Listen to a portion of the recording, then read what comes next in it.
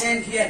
Today, I am here to share my views about importance of education. Education plays a very important role one's life. It helps us to be successful and to be a better person.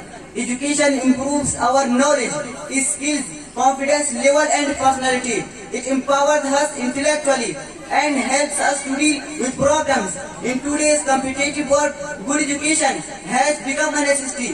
Higher education helps in getting a good job and position. Education also prepares people for different life experiences. It helps people to have a special status in society. Moreover, education polishes our mind and strengthens our character. Education helps to take right decision. It is the key to success in personal as well as professional life.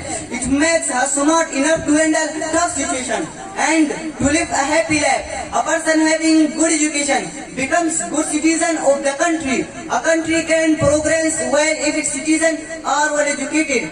All in all, education is the process of acquiring knowledge which helps to be successful.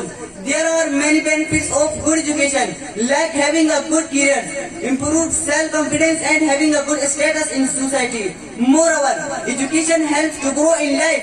It is the reason behind many successful people and nations. Above all, it helps in building a better society for the citizen of a nation. It helps to eliminate the darkness of ignorance and bring light to the world. Thank you.